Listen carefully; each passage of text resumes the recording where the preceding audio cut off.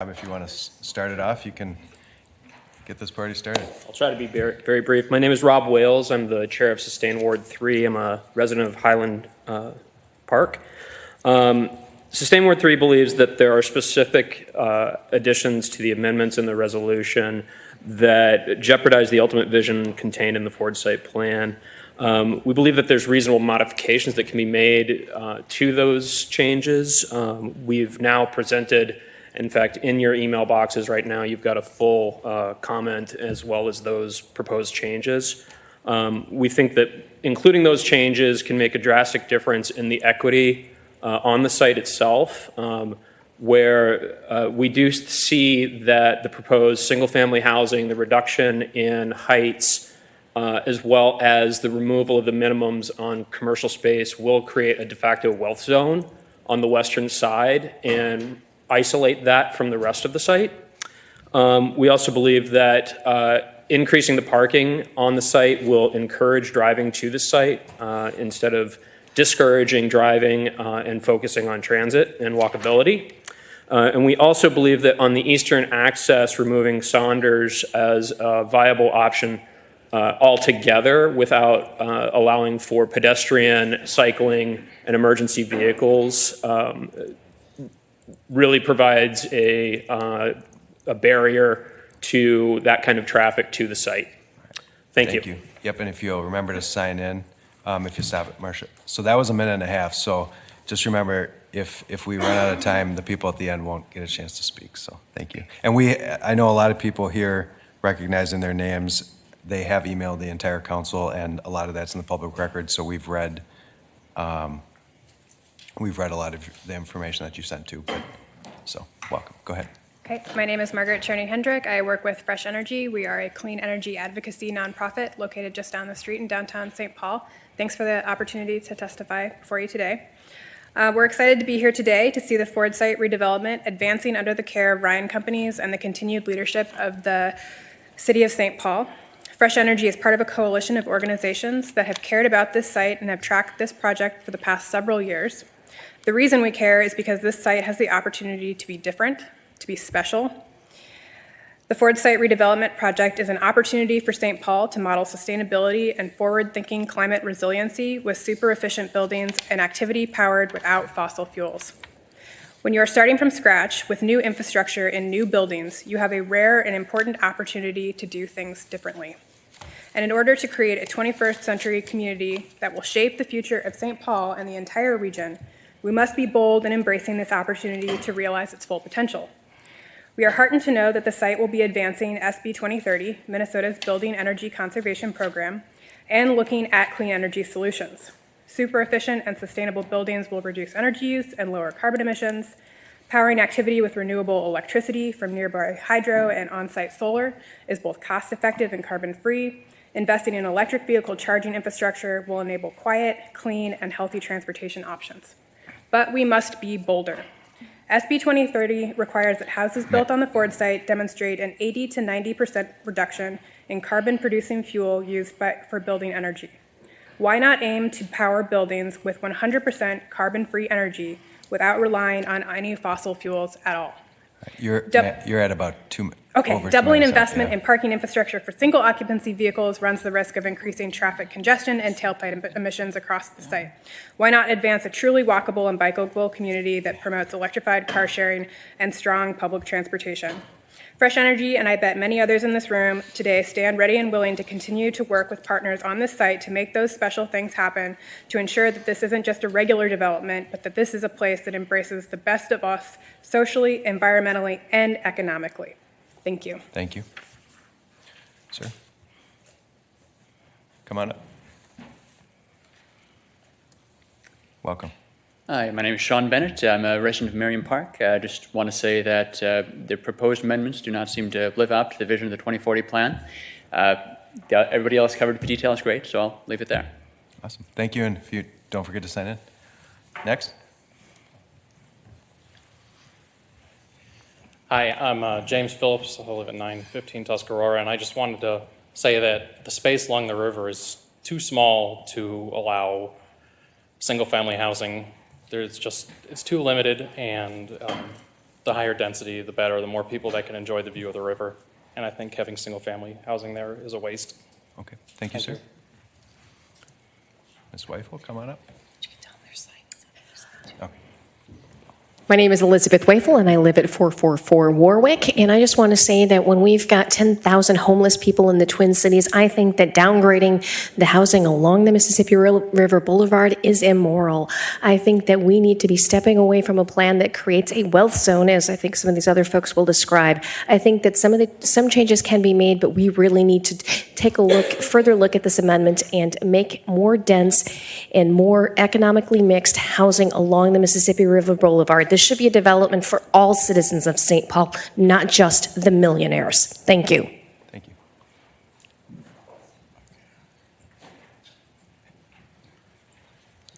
Hi, council members. My name is Bill Lindekey. I live on the west side, and I'm on the planning commission. I would just, I've written comments. I'll submit those to you. I just want to say that the planning commission put a lot of work in to the way that we looked at these amendments, and I would encourage you to respect that work and consider whether the changes that Ryan is asking for, all of them are required. I think the Planning Commission's recommendations are very reasonable, and you should go with those. So I'll leave it at that. Thank you, Ms. Wavell. Hi, Tyler Blackman. I just recently moved right beside the Ford site at 1034 Cleveland Avenue South, number 206. A lot of complaints about the amendments, but I'll keep it at this. Really disappointed in the parking changes and the retail changes. But I'm also here on behalf of the HERO Commission, the commission charged in St. Paul of looking at human rights and equal economic opportunity, and the commission is very concerned about these amendments with the inclusion of single-family housing along Mississippi River Boulevard, very concerned about the economic and racial segregation that is going to cause in our community, and I would encourage you to look at the full letter. The commission has been debating this for quite a long time and is very concerned about single-family housing here. Thank you. Thank you, Mr. Blackman. I know we received that letter either today or yesterday, so thank you. Yeah, come on.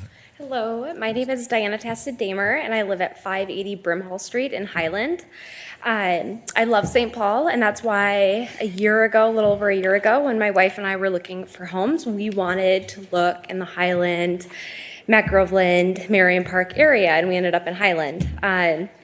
And we chose St. Paul because we love being able to walk to places. We love going to our community coffee shop and not having to hop in our car to drive there. And that's why we chose St. Paul and not the suburbs. And my concern with the amendments is a single-family housing along the western edge of the Ford site. And I just think we are at a point in our city that we can make some really bold, progressive moves that help people, that help working families.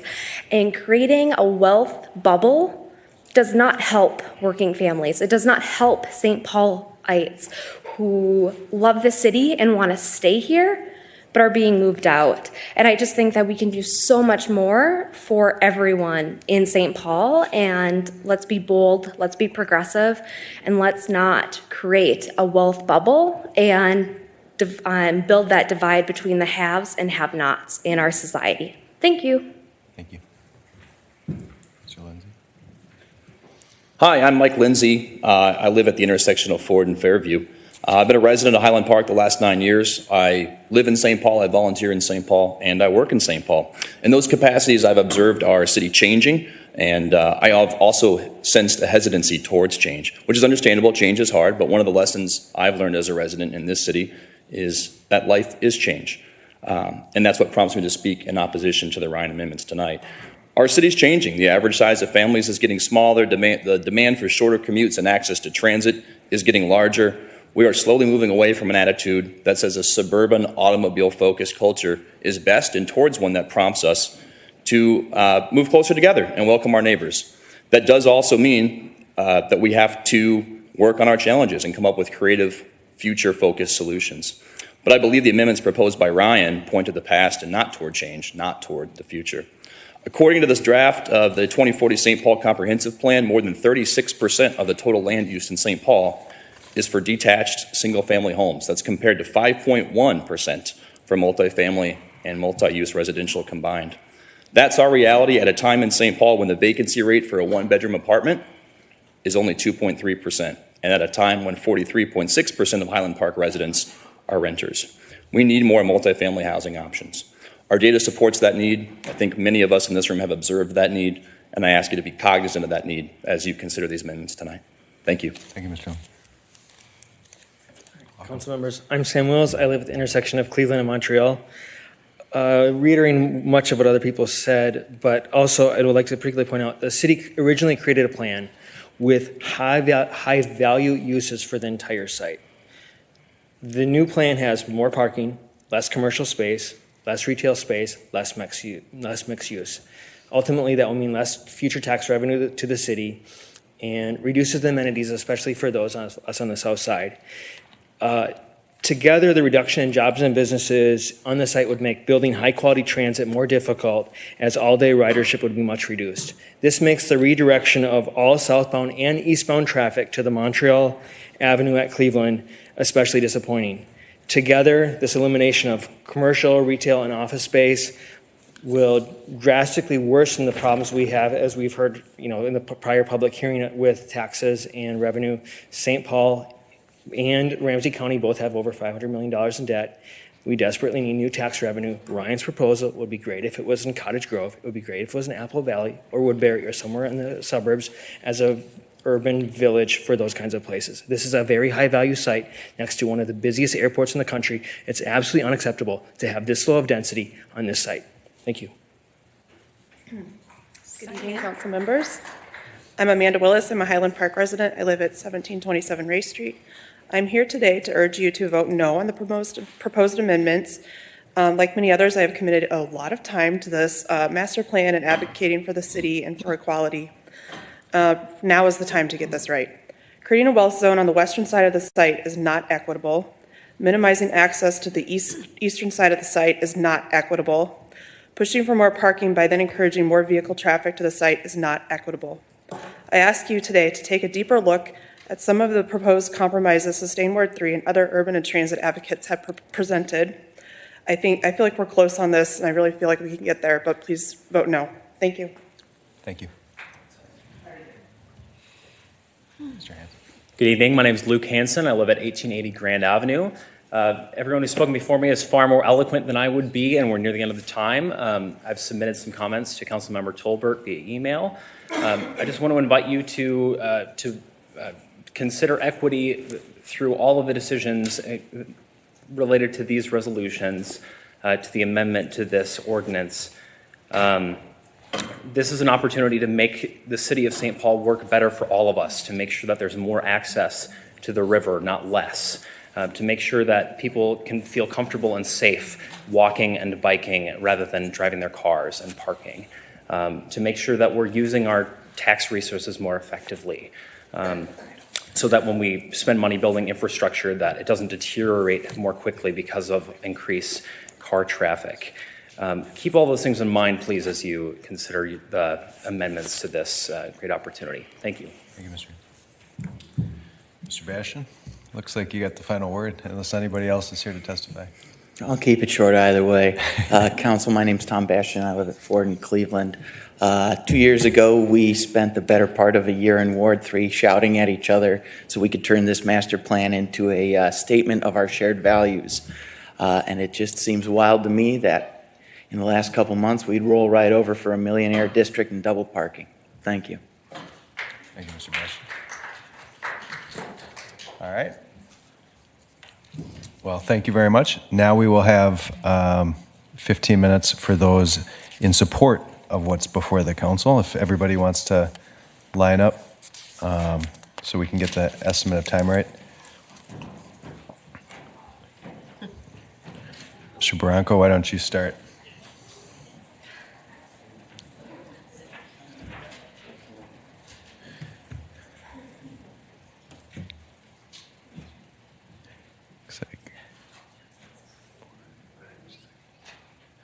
Right, about 10 people. Council member, do I need to push a button here? No, or will it start? we do that. You just work on talking. Sure. Councilmember Tolbert, members of the council, my name is Tony Barraco, Senior Vice President of Development for Ryan Companies. I'm privileged to be back to to talk about the Ford plant, a project we're very excited about. I'd also like to thank you for the time you've invested and that of the staff. We wouldn't be here without a tremendous amount of support from Luis and Dr. Corey, Menica, Mike, Lucy, and many people throughout the system that have worked tirelessly for the last 8 months to come before you with amendments on a great project. I'd also like to celebrate this moment. We are on the cusp of doing what we've envisioned to do as a region and as a city for the last 12 years, and we've got a better shot than ever to make it a reality. This plan has been a bold plan. We've embraced it. We've wrestled with it. We've looked at all the goods and the bads with it. And in the process, we've re-engaged with stakeholders. We didn't say that the plan and what was adopted was good enough without having Ryan take a moment and listen again to make sure that we had the voices of those within the neighborhood and beyond. I've had a chance to meet a number of times with many of those in Sustain Ward 3 and Neighbors for Livable St. Paul. And our goal was to really listen again and take that feedback seriously, but also put in one thing which hasn't happened, which is the reality is that the market can support a project.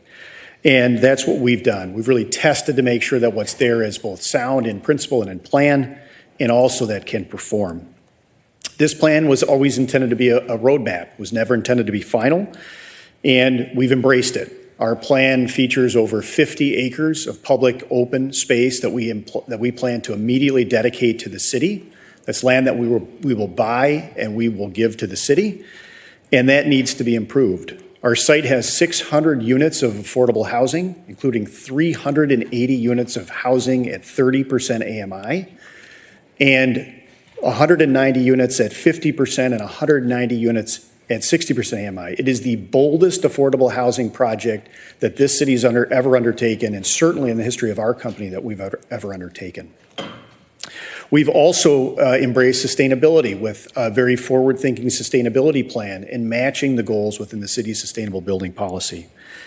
We're very proud that after months of work with staff, that we've really got one item that we are disconnected with staff, one item, and that is the ratio of parking within the district. I'd be happy to answer questions about that later if questions may linger. That's amazing. And I'd say that Ryan has definitely not gotten everything we wanted. Obviously, Bennett had come up with a number of items, and even some Plan Commission recommendations weren't exactly what we asked for. But the items that you have before you and the items in the resolution are the items that we need to have to make this project successful. Doesn't mean we're not going to stop listening. We will continue to listen, but we need to advance the project. And at the end of the day, we will not be judged for what's in this book. We're going to be judged based on whether or not this project can be successful. And with our experience and our tenure in doing projects like this, we need to move forward, and we need the resolutions that have been requested in order for us to be successful. I'll yield the rest of my time and be happy to answer other questions if you have any. Thank you, Mr. Barraco. Mr. Jassy? Hi, council members. My name is Frank Jassy. I'm on the Highland District Council, and I've been on the District Council for about 10 years. I'm also the chair of the Community Development Committee. We passed the resolution for Ryan Companies both in committee and through the District Council. We were, I think, in a lot of the meetings that we had, and we had dozens of them over the years, we heard over and over again, could we have a few single-family homes on the site from neighbors close to the site as well as throughout the neighborhood?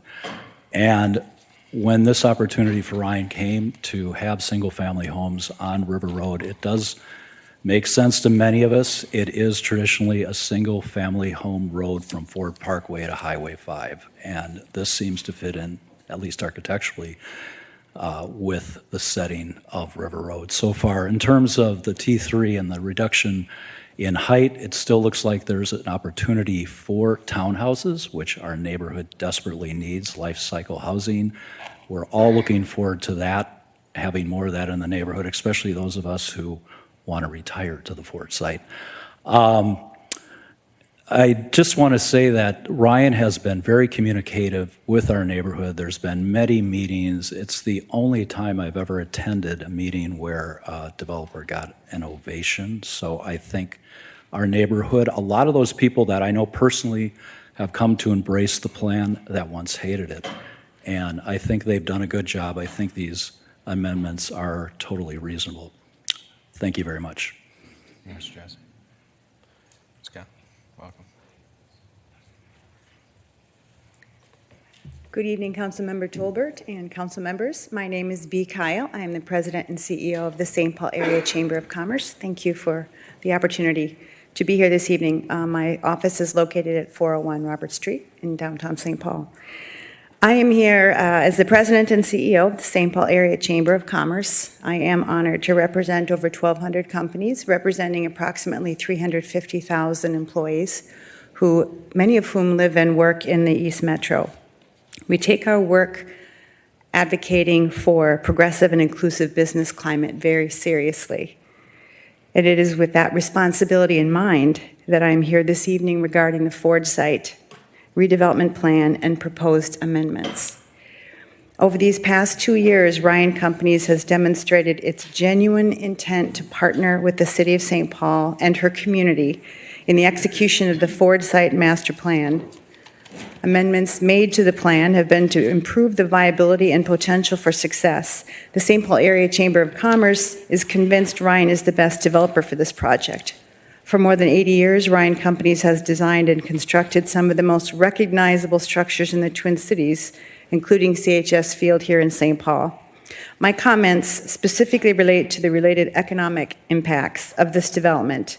This 122-acre site is a generational opportunity. Indeed, it will be the largest redevelopment in our city's history, providing for over 12,000 construction jobs and over 1,300 permanent jobs. Ryan also has committed to broad equity and inclusion goals and is engaged with the Chamber on how to execute on them.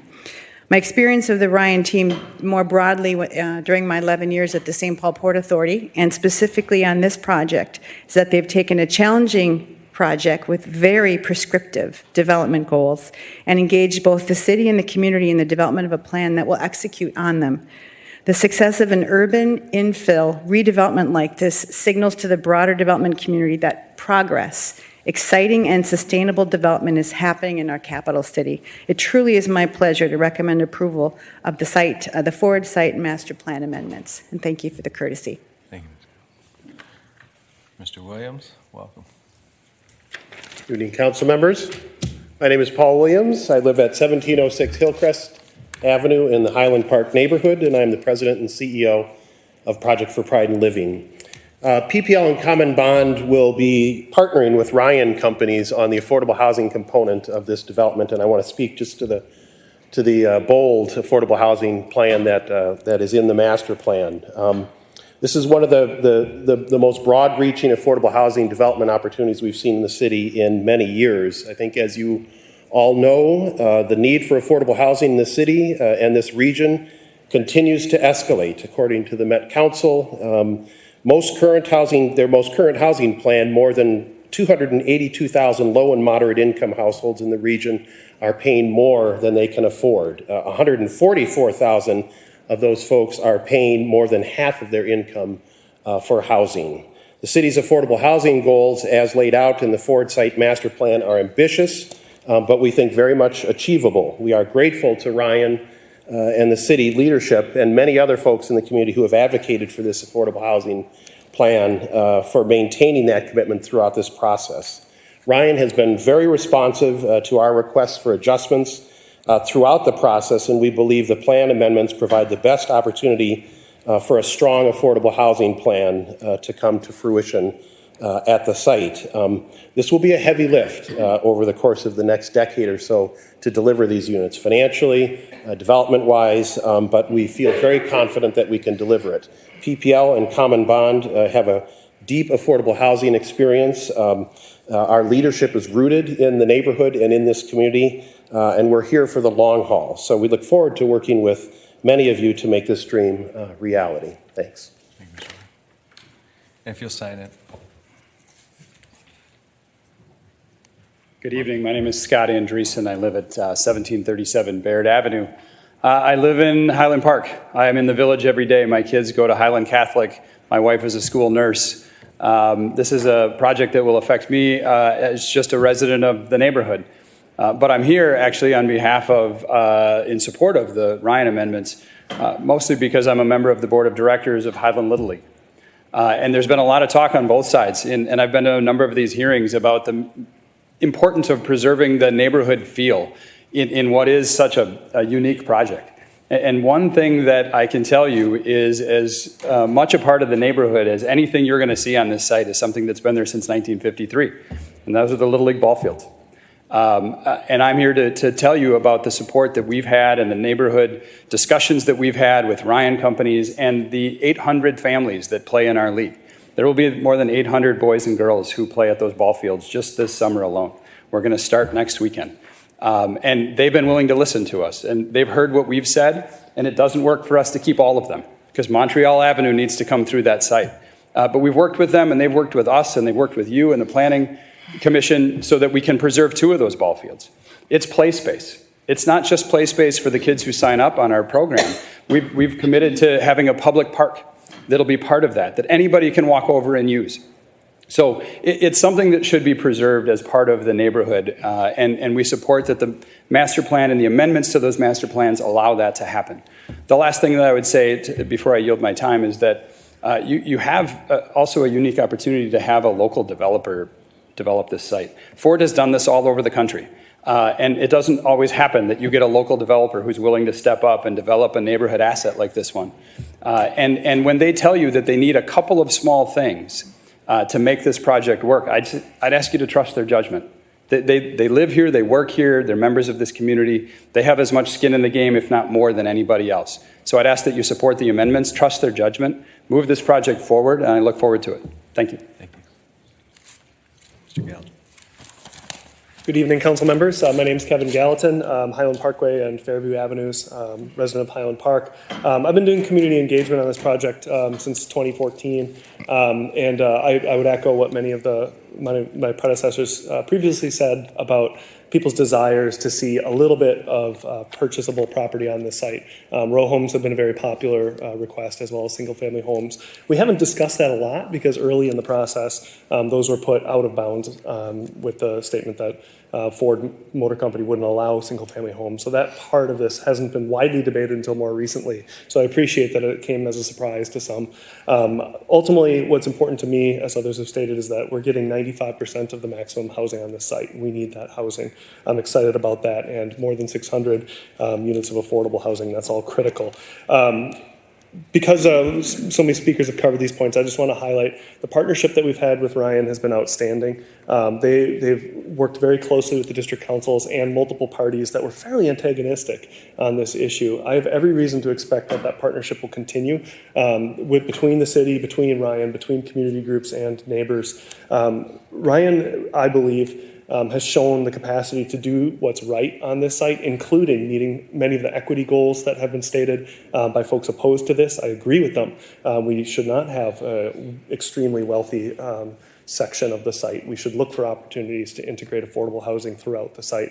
I agree that transit needs to be a focus. We need to reduce our dependency on single occupancy vehicles. These are all great goals that I think we can achieve as partners, even if it's not covered in zoning and if it's not causing delays to this.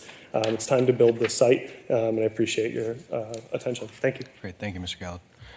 And we have 3 speakers left, and we got about a minute 45, and I'll take apologies because I didn't regulate well enough apparently, so sorry. Linda Hoagland, Commissioners, thank you for the opportunity to speak to you tonight.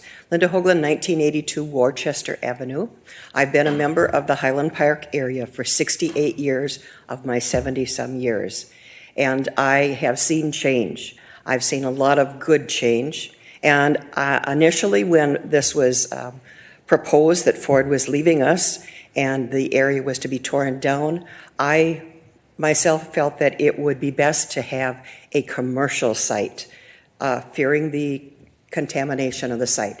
It's now been brought to my attention that it is in compliance with the state, OSHA, etc. I would like to see the Ryan amendments go through as they have been presented so far by everyone in all the different meetings that we've had. They are a compromise between what the original plan was and what Ryan is capable of providing for us.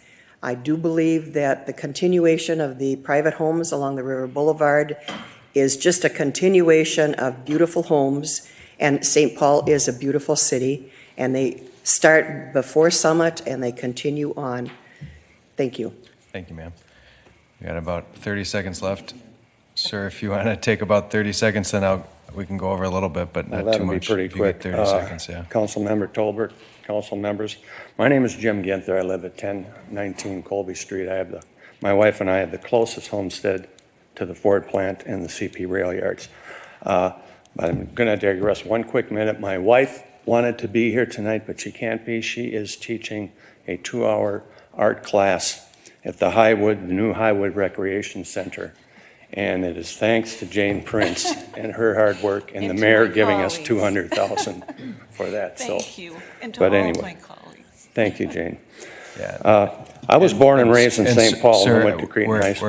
We're going over the public Is that hearing it? time, and I have to go to the other side. If you just want to say something quick, I'm summarize. I'm in favor of all the Ryan amendments. 35 homes versus 3,800 units. I mean, it's less than 1%. Give us that, you know. All right. Okay, thank you. Thank you for coming down. Yeah. Sir, if you want to just be real brief since you waited all night. Well, council members, my name is Jim Winter-Erd. For 25 years, I've lived 3 houses from the Ford site at 1032 Bowden. I'm here to comment on the goal of integrating the Ford site with the surrounding community. To quote from the Ford's Plans website, it's supposed to be a well-designed urban neighborhood that complements and integrates into the Highland Park area and broader community. And another quote, this site will be woven into the existing community. This is a real challenge when you have density levels for the Ford site that will accommodate the entire population of International Falls with room left over for Grand Marais, or another example of all 2 harbors with room left over for Ely. On the west side of the site, much of the way it would Sir, be. I apologize. I'm sure Can I if you leave? could just- I have probably another minute, but I won't take that. Could Yeah. I leave the comments with Yeah, you? yeah, that for Okay. sure is a way to do it. If you want to. I'm a strong, I wasn't an opponent of the plan, and I'm a strong supporter of the Ryan proposal and their amendments. So Perfect. I Yeah. hope you can adopt them. Yeah. Thank if you. You could leave that with It's really her. good. You want to read this. Oh, yeah. I'm looking forward to it, and we will put it in the public record for sure.